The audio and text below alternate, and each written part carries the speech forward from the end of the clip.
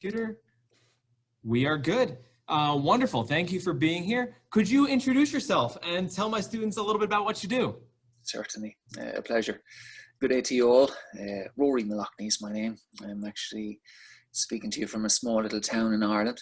And I'm the perfect example that would sort of show that no matter where you're from in this world, that you can actually succeed, because the product we're going to be talking about this afternoon or this morning or whatever time it is there as you're listening to it, this Powerball is, it's as niche as you'll get. And the fact that I've been able to successfully build a business from selling these little things and engage your teacher here, in such a manner for so many years, is indicative that, you can succeed with pretty much anything, because these are devilishly difficult things to sell. And, we started, I basically discovered them. I used to sell mobile telephones back in the day before they sort of exploded and everybody had them and took them for granted. I started off back in 1991. And I just got on top of it as the whole mobile phone thing was starting to explode. And, we rode that curve for a couple of years, and I decided I wanted to go and try and find other products that I could sell to customers and to other mobile phone sellers around the country, because Ireland isn't that big. There's only about 4 million people here, and the town I'm from is only about 8,000 or 9,000 people. So back in 1996, I started traveling over to Taiwan, which was no mean feat back in the day. And now, of course, we travel everywhere, and we don't have to travel anywhere because you can get everything online. But the internet was just starting, and there was nothing on it. So I started flying over to Taiwan to these trade shows. And at one of these trade shows in 1997, I came across the Powerball, and the one that Jeff there has is the polycarbonate version. This is sort of a little bit more advanced, but I in this massive big exhibition hall full of thousands and thousands of business people who were all looking at these electronic items for mobile phones and stuff, there was this little booth over in the corner, and there was a big crowd around it. And, all of these expensively dressed businessmen with their sort of waving their arms around wildly, basically. And I was intrigued because I'd never seen a Powerball before. So I wandered over, and I see that they had this little LCD screen, and they had it connected to this sort of a ball. And they were encouraging people that they were saying, if you get over 9,000 RPMs, you'll win a prize. And the prize was a pen, a nice decorated pen. And I still have the pen, by the way. So I queued up, and I waited my turn so I could get a go of this little intriguing device, which I'd never seen before. And of course, I didn't get 9,000. I got 8,500, but I hung around and I kept at it, and I got my 9,000, and I was just completely hooked. So I basically just, this is typical. This is me. It doesn't have to be everybody, but with no research or no foundation, I signed up for distribution for Ireland and the UK. I took my Powerballs. Sorry, I tell a lie. I bought a Powerball, 2 Powerballs. I went home to the hotel and spent all night spinning it. I was just hooked. So I went back the next day, signed up, said, look, lads, I want to distribute these in Ireland and the UK. And I bought 5,000 of them, which, like, these days, they're gorgeous. They're beautifully packaged, and it's great instructions, and they're fabulous. But back in the day, they were shite, excuse the language. They were really... The box was horrible. The instructions was terrible. The quality of the plastics, everything was sort of, Chinese. Now, Taiwan, of course, makes a better product than China. It certainly did back in the day. But they needed a lot of work. Now, we didn't invent them. Powerball was invented as a zero gravitational training aid for NASA back in the 70s. It was a Canadian guy invented the concept of the hand gyroscope. And our guys... the patents had run out, so our guys, one of the questions you had asked me earlier, Jeff, was, what technology have you in operation, and if you have problems to solve. There's a genius at work at our manufacturer. There's a guy, he's an astrophysicist.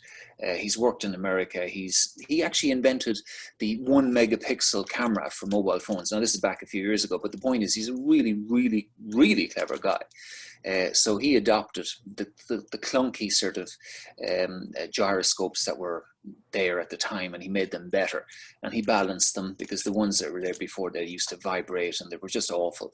But so the one that I saw in Taiwan back in 1997 wasn't a whole lot worse than the one you have on your desk back there. It had evolved. The one you have, I think, is about 2003 is when that came out.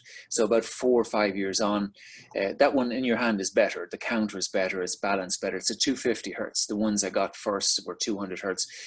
Basically, we call them 250 hertz because they could spin at 15,000 RPMs without vibration. And as you know, they're very well balanced.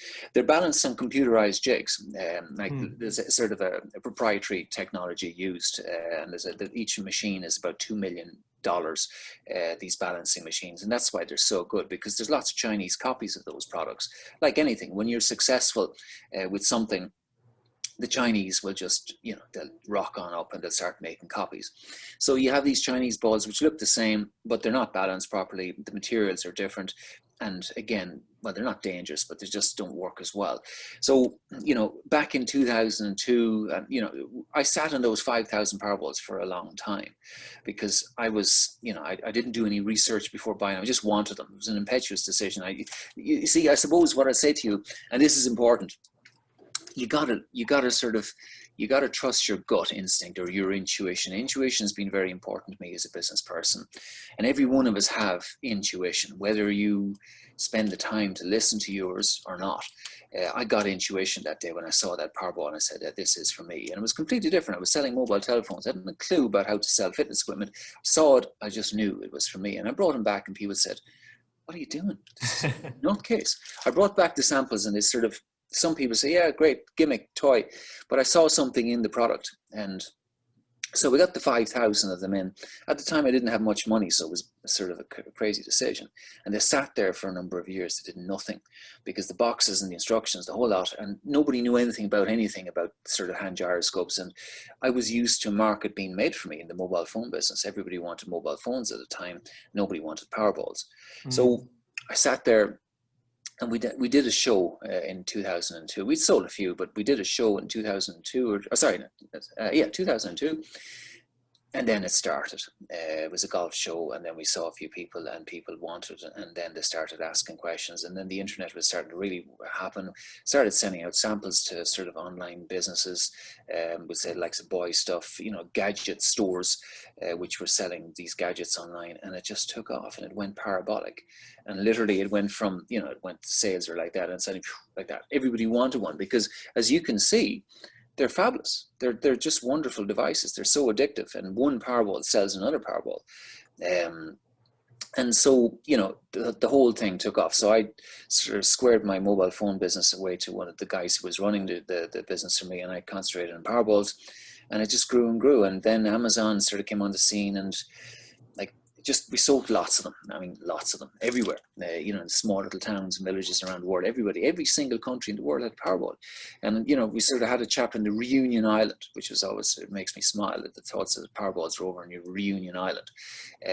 And they're wonderful. But then, of course, the Chinese came along, again, as they do, and they started copying them. And I had a couple of 100,000 Powerballs sitting out in the warehouse there. And these aren't inexpensive devices because they're the proper job. They're the ones from Taiwan. They were expensive. They weren't the cheap Chinese ones, and I had a lot of money tied up. And suddenly the market kind of dried up because all these Chinese Powerballs started flooding the marketplace and using our trademarks. So we were spending lots of money on legal disputes, sort of trademark infringement, blah, blah, blah. And sales dried up, and we had to sell we had to sell a lot of them at below cost. So it was a difficult time. So we redeveloped ourselves, and as opposed to selling Powerball as a sort of a gadget, we started off first as a fitness product, but just because everybody loved it so much, it became a gadget.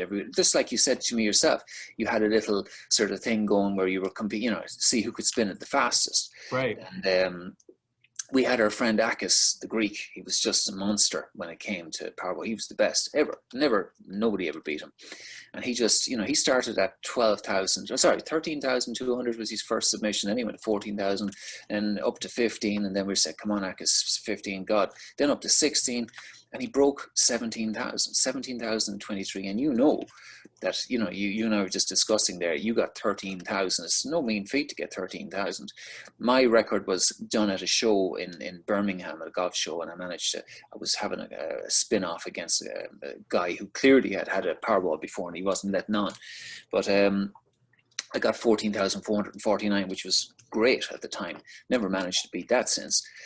But anything above 12,000 is very good. Akis could get 17,023. And if you want to show some of your students those videos, albeit they're a few years old now, like his whole body vibrates. He's got monstrously powerful forearms, which is where it's all at, because the mechanics of this. And again, when you talk about these, you know, one of the questions you had for me was, well, you know, what's going on here under the hood? Why does it create these forces? So the principle of the gyroscope is at hand here, and it's a gyroscopic precession. It's a sort of surreal resistance that's created when you set a body in motion and you try and alter that sort of that direction. You see, when you set a body in motion, a sort of in this case, the rotor in your Powerball, when you set it spinning on its x-axis, it wants to stay facing in the same direction at all times. It doesn't want to deviate, and that's why gyroscopes are great for, for space and aeronautics, etc. Stabilization. So when you set this thing in motion, it wants to. What's yours? Sorry about that. That's okay. So it wants to stay facing the same direction. So when you have this thing inside in its sphere, and when you set it spinning on its x-axis and then you start doing this with your hand, you're getting it to turn in its y-axis. You're knocking it off direction, basically. So instead of facing that direction, it's going to try and face this direction, and it's going to sort of start spinning around in its y-axis in reaction to what you're doing with your wrist. And ironically, the faster you get it spinning on its y-axis, the faster it'll start spinning on its x-axis, and the harder it'll be for you to turn your wrist. It's fighting against you, basically. So the faster you spin your wrist, the faster it spins in its y-axis, and in turn, the faster it goes in its x-axis, and the more internal forces it creates. Now, that's wonderful if you're a computer or if you're a machine, but your wrist has no muscles in there, nor the small little muscles up around here, but the majority of the work is done in your forearm. You have four main muscles. You have your flexor, which pulls the wrist down and pulls the fingers in. You have your extensor, which pulls the wrist back and opens the fingers. And then you have your pronator and your supinator muscles, which make your wrist or your hand do this. So when you spin your Powerball, this is called circumduction of the wrist. It's taking the wrist through the full range of its motion, whilst in the case of Powerball, adding resistance. So it's simultaneously exercising and building endurance. It's called neurovascularization, if you want the scientific term. It builds capillaries in the tissue. So you have four big muscles here, your flexors, extensors, pronators, supinators, that are all being exercised when you do that. Now, people who are sort of new to Powerball, they'll cheat, they'll move their arm around like that. That's cheating. But if you keep your arm steady and you're doing that, you're actually applying those forces. And this little guy here, this is a metal one, so it weighs a bit heavier than the one you have. It weighs about 350 grams. It's got a solid zinc, sort of solid metal rotor. And when that thing is spinning at 10,000 RPMs, it's putting out, I think, about 28 or 29 pounds. It'll put up around 50 pounds of force at full speed. And that's all transmitted into the muscles in your forearms. And that's why that little ball, oh, you have one there. Is that, oh, you have it, excellent. You have it, excellent, wonderful. That's why they're so good for grip strength training, because literally you spin it for 3 minutes and you're going to wither the actual muscles with lactic acid burn. It's isometric resistance. The muscle, the resistance is always on. It's not like when you're lifting a weight where you're sort of, at the midway points, all the resistance there, but as soon as it's up here, there's no limited resistance. When your Powerball is spinning, your muscles are working tirelessly.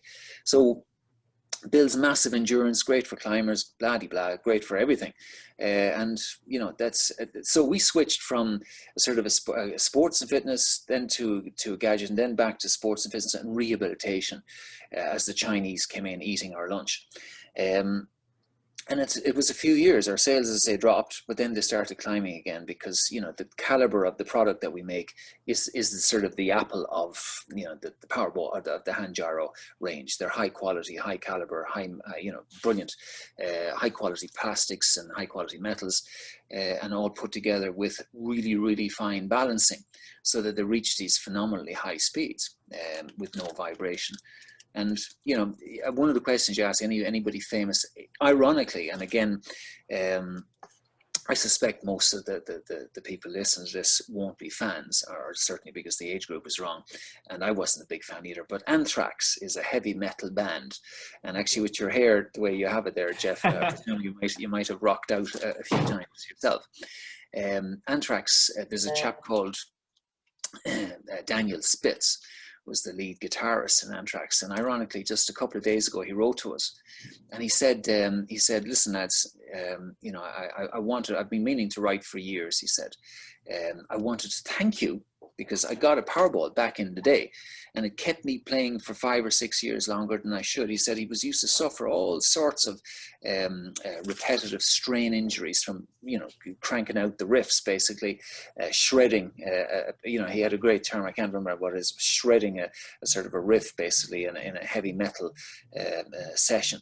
So Anthrax was one of the top 4 metal bands in the world, Megadeth and Anthrax and whatever else. They weren't my cup of tea, but this guy is very nice. But now he's after getting into the watchmaking business. He makes high-end, high-caliber watches, and he's now getting the RSI issues, because when you have these multiple movements, when you have sort of thousands and millions of movements of the fingers and the hands over a period of time, we're all getting it. And by the way, anybody who has a pair of hands in this day and age with our lifestyle choices, where you have, you know, you have a little small phone in your hand and you're kind of tapping away there and sort of, you know, you're very, very quick with your fingers. But every time you move your fingers, it puts a little scar on the surface fascia of the sort of the fascia that surrounds the muscle.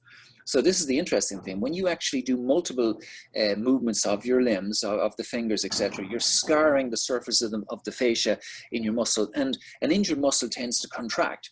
So your fingers here are connected with tendons. They're connected to the forearm muscles. They're running through the actual carpal tunnel, which is sort of a bone structure, or a bone structure, and then you have tendons connecting the muscles to the fingers. So when you pull in your fingers, your tendons are, you know, blah blah blah. Every time you move those tendons, it scars the muscle. You know, every time you move your fingers, the scars, well, tiny little microscopic scars, you wouldn't see them. But over a period of time, when there's thousands of scars, muscle gets injured, starting to contract. So the muscle is anchored at your elbow joint here, and it's at the fingers. So if the muscle starts getting shorter, what it's doing is, muscle is designed to stretch and spring, basically. What it's doing is it's putting pressure on the connecting tendons, which anchor it to the joint on both sides. So if you're sitting on your computer keyboard and you're doing that the whole time, what's happening is the tendons running through the carpal tunnel here get inflamed. Inflamed tendons start to expand, and there's a little median nerve going through the carpal tunnel that's surrounded by all those tendons, and it gives you the sensation in your fingers. The tendons all start crowding around that nerve, and you get this tingly sensation, and you get this sort of pain. That's your carpal tunnel syndrome. Or up here in your elbow, up here, it's tennis elbow, basically. The muscle on the top gets short because you're playing tennis or whatever your impact, or if you're gardening, or if you're chopping, you know, if you're cooking, or if you're a mechanic, whatever, muscle gets short, stretches and tears the tendons, tendon gets inflamed, you get this pain in your elbow. Now again, your students are all going to be very young in a sense compared to, you know, they're not going to be, it's not typical that a sort of somebody under the age of 20 gets a repetitive strain injury, unless they're an athlete that's, you know, doing something that's repetitive and, you know, putting a lot of strain in the muscle. But as you get older, anything over 30 with lifestyle choices. And actually, you know what, I'm wrong in saying that. If you're sitting in front of a computer or a television screen playing video games, and you're doing multiple sort of movements rapidly with your fingers, you're going to potentially get a repetitive strain injury. So spinning a Powerball, it drives all this blood flow into the arms, it brings this sort of collagen heating nutrients, which reduces the inflammation, and oxygen basically again reduces the inflammation. It sort of lubricates all the joints with the synovial fluid. So there's a lot going on under the hood here. But when you're just spinning a Powerball, it looks as if you're just spinning a Powerball. What it's doing is bringing great things to your arms. So if you have any form of pain or issue with your arms, spin a Powerball for 3 or 4 minutes a day, and I promise you, it's a miracle worker, as well as strengthening the arms if you're playing sports. I had a friend who, when I believe I was 19, and he was playing ultimate frisbee, and he dove. Well, I don't think he caught the frisbee. He dove into basically a light post and basically shattered his forearm. And as part of the rehabilitation, they told him that this is really going to help you rehab the muscles in that throughout your arm there. And that was part of how he got into it himself. 50 or 60% quicker recovery times. Really, honestly, when okay, we're selling things, but they're miracle workers. And even that guy, Daniel Spitz, writing to us after, now he's retired now, just to say, look, I just wanted to reach out and tell you that this saved me. And he said, I can't tell you how many people on the bus and on the music business I've actually saved by putting them onto your Powerball. It's a phenomenal price. Were you partially responsible for getting the marketing toward rehabilitation? Because you saw it at this Taiwanese trade show in a way. Then did you personally connect with the people in the physical therapy and start to look at some of the stuff with that, or how did you? Entirely. As we started off, first of all, we actually took we basically got the services of a professional golfer, a guy called Padraig Harrington. He had just won the World Cup of Golf back in 97, 98. I mean, I know this is a few years ago now. Again, if lads are only I don't know what age your students are, but they're probably sort of rolling their eyes. For me, 97 is just back in the day. It's not too far ago, but it's a long time ago if you're under 20. But we got this golfer. Again, we paid him a good wedge of cash, which I couldn't afford at the time, and I did nothing with it. We didn't do anything with the golfer. It just turned out that the gadget thing just exploded, and we just rode the wave. Amazon was buying them, and we were selling them all over the place. But at the back of it all, actually, we had a world frisbee, not a frisbee, ultimate it was called, actually. Ultimate was the game. We had a world champion, an American guy, Jeff Ash was his name. We've had a lot of good guys, a lot of professional people, world champion windsurfers. There's been a lot of professional people who use these products. But when the Chinese came on and started selling these cheap copies, we just switched into rehabilitation. And our website, actually that website, when you sent the image of yourself playing badminton, that's when we sort of really kicked into high gear and, sort of started focusing on the rehabilitation aspect and the sports and the fitness aspect. We needed to separate ourselves. And again, just getting back to this, rather than just talking about Powerball, this is the perfect, I'm not a teacher, but I've given lots of talks at schools. And try to sort of just put people sort of into the mode that you can do anything you want these days. It has never been easier for young people to start a business, because I had to get on a plane, fly over to Taiwan a few times. No mean feat back in the day, as I say, because they didn't speak. Very little English being spoken and very few foreigners being there. But now you don't have to do anything. I have an idea. It's completely sidelined to this. It's an idea. I'm not going to go into it in this call, but it's an idea that which I believe will have a very, very good commercial foundation. So what I'm going to do is when I get a chance in the next few days, it's been calling to me for the last couple of months. I'm just going to do something about it now. I'm going to contact somebody through Alibaba. Alibaba is a wonderful resource, and if any of you are not using it yet, you need to. And I'm going to contact a couple of manufacturers of electronic items. This is an audio product. Okay. I'm going to get a price for the actual product to get it made, and I'm going to go crowdfunding it. I don't want to, you see, this is the other thing I'm going to say, because I've had lots of businesses. Some have been successful, some have not been successful, but I've always invested my own money. Don't invest your money. Use other people's money. There's loads of money washing around out there, and if you have a good idea, there's going to be no shortage, regardless of what you might think. There's going to be no shortage of people who are going to want to invest in it. There's so much money out there for good ideas, and banks are offering nothing.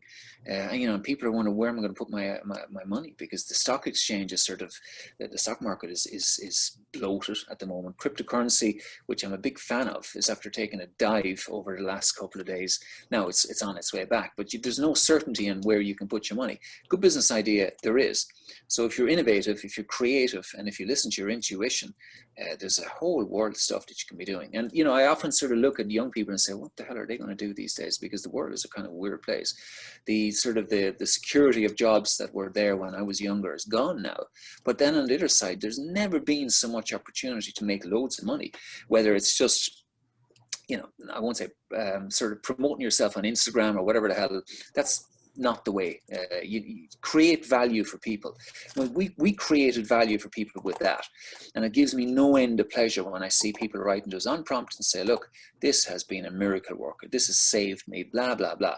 And it's fabulous, and I love it, because we've created value. It's a kind of it's a hard product to sell, because if you walk into a shop, pick one of these things up, if you've never seen them before and never been shown, you'll pick it up, you'll kind of, yeah, this is broken, you put it back down, and away you go, and the sale is lost. That's why the internet's a boon for us. You can educate people, but there's so much you can do. You can make a website very quickly. You can get products made. You can get people to pay you to make the products. I mean, Indiegogo and Kickstarter, like, okay, there's a lot of failed products there too. There's a lot of shite on it. You know, it shouldn't be on it. A friend of mine actually in Italy, he did an Indiegogo or a Kickstarter campaign for a little cube, and it just wasn't the right product. He didn't succeed. He didn't get it passed. But I'm pretty confident that the idea I have in my head, if I execute it correctly, will work. And nice. If you have a good idea that you actually think, as I say, it's never been easier to actually promote, and for a small sort of operation to compete with the big boys. And don't use your money. Don't use your own money. Like, you know, use your friends and family as a sort of as a launch pad to make the videos and the content for it. But use those crowdsourcing or those crowdfunding platforms. It's just, the opportunity is phenomenal. And if I did it in this little small town back in 1997 with Powerball, with a niche, you can do anything you want to do. That's great advice. Thank you. When I'm thinking about some of the specifics with this, just a couple quick ones for you here. Let's see, 250 hertz for that, and you have some that do 350 rotations per second. You mentioned these machines that can, yes, these $2 million machines that are part of the processing and the balancing of it. When you first bought the batch of 5,000, were those at the 250 hertz level of balance, or did you still have to work a lot past that? I actually don't know what they were doing back at, it was about it wasn't even 200 hertz. I mean, there were vibrations at the very start, but they quickly ramped it up. Stephen, as I say, the guy behind, you know, the sort of technical wizard, when there's a need, he'll create a solution. You know, the sort of to distance himself from the other products that were in the marketplace, as I say, he innovated by making the products vibration free at 12,000 RPMs. Then it went to 15, then it went to 18, then it went to 21,000. And, you know, we have models that go to 25, 26,000 RPMs without vibration. And wow, it's, you know, that's if you stop and think about that, even 350 revolutions a second, 350 revolutions a second powered just by your hand, no battery, no motor, like you know, 350 revolutions in a second, like it's faster. We do the equations. The equations are telling you that, like, that's not only an incredible amount of force, but just I mean, a tiny little imperfection, a tiny little issue is potentially magnified hugely. Yeah. It's incredible, the stability necessary to maintain just zero vibration at such rotational speeds. Is part of what makes it like a staple in my classroom. When we're talking about high-speed rotation, we're talking about even what hertz is, or RPM, or rotational inertia, or angular momentum. All these things have interesting applications in this. And I didn't even know that this is NASA who had the first round of this. Yeah, back in the 70s, back in 1970s is when they kicked off, basically, and they were used, you know, for, like, I don't know the in-depth of exactly the extensive, how extensive the use was, but it works, you know, as an actual training aid up in space. it's but like, you know, it's an ideal little device because it's so portable and so small, and muscles do atrophy and wither, as you know, when you're in a zero gravitational field. So no better product to be using, I think, when you're up there. I wonder if they're still using anything like that on the International Space Station at this point, because you've got all your astronauts up there. They do strength training. They spend about 2 hours a day in strength training of some sort. I don't know. I'm actually involved with a company that's making food for space up there, and it's a question that I actually have. I suppose it'd be remiss of me not to be actually asking that question, because if, you know, the girl that I'm actually involved with in the company, NASA is involved as well. They've been brought on. So there is an opportunity for me to explore that. But, you know, there's so many different things that we could have been doing with Powerball. You know, whilst we sold probably 4 or 5 million around, we've ultimately failed because we should have sold 200 or 300 million Powerballs at this stage. Because a Rubik Cube, I think there's been about 400 million Rubik Cubes sold since they came out. And whilst the Rubik Cube is a great product, and I enjoyed it immensely when I was a young lad and I was able to solve it very quickly, a Powerball is far better because it has these benefits for all ages. It doesn't matter what age you are, you know, right up to 70, 80 years old. It's if you have a pair of hands, you need a Powerball. And that's a fact. Pain-free and strong from fingertip to shoulder is what you'll be if you start spinning that. And, you know, if you're playing sports or if you have an injury or whatever reason.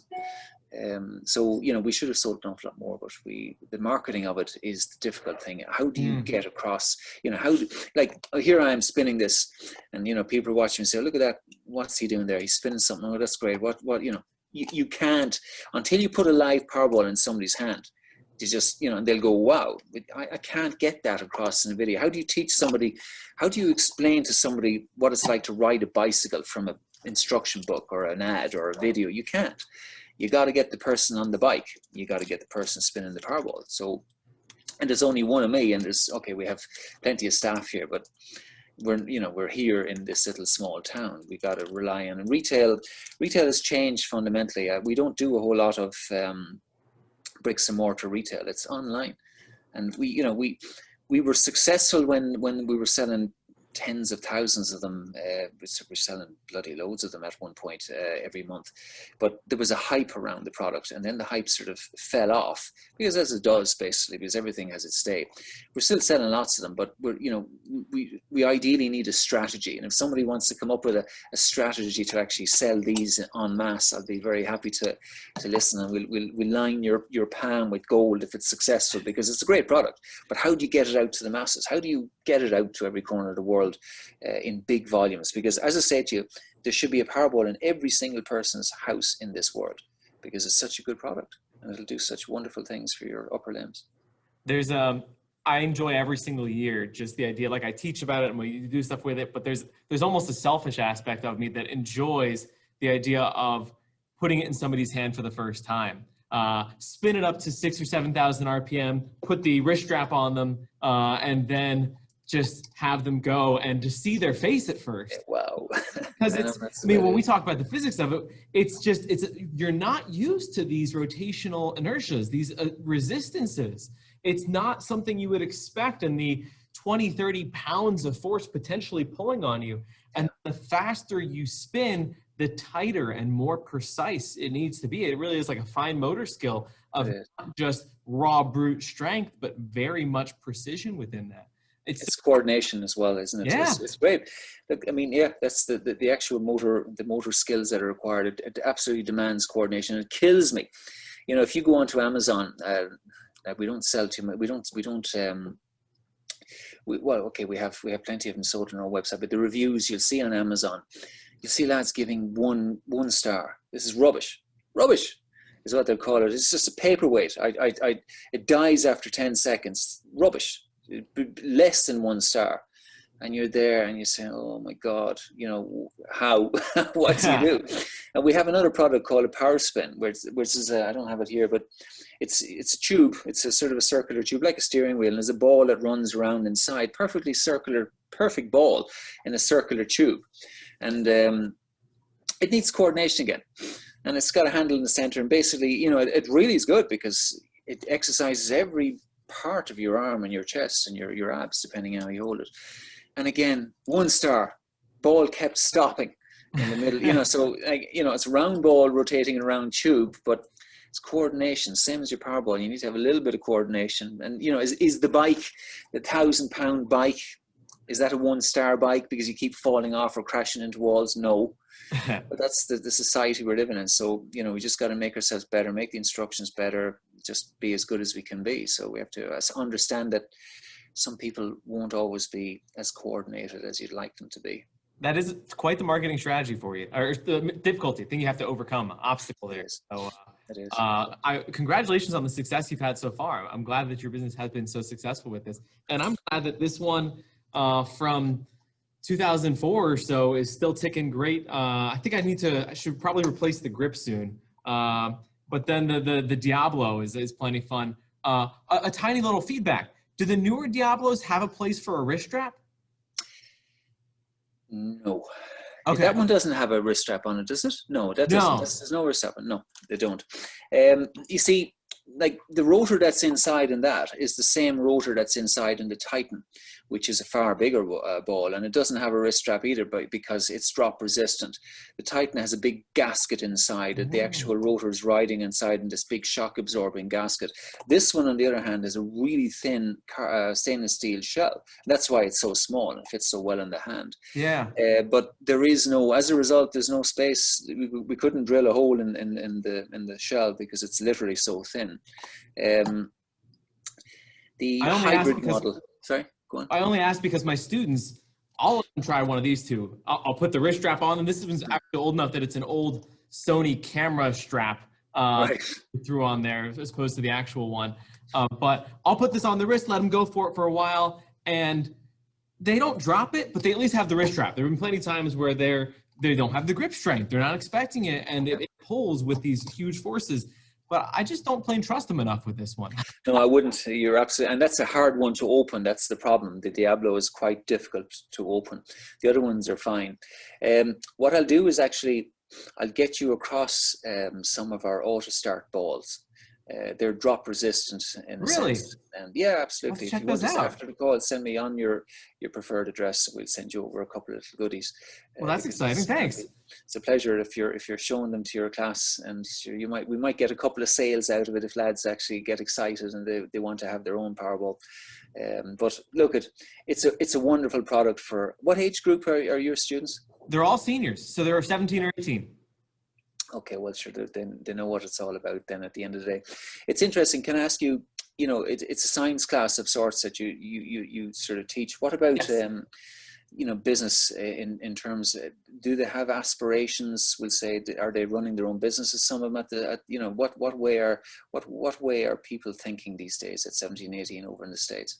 It varies quite a bit depending on the student. And I want to say this year, in 2021 here, it's going to vary a little bit more, given what's been going on in the last 12 plus months. But my students are all, physics is a required course at this high school. So I have a range of kids going just straight into the military versus kids wanting to go on into high-level colleges that they would then go on to graduate degrees and so on. So the range is incredible. I have had kids at their own businesses that they're already running in small scale. I've had kids that are more engaged in, really the range is incredible. Some traditional routes, others that are more risky routes, but it's a changing world, like you said. So for them to just try to be aware of some of the options before them is wonderful.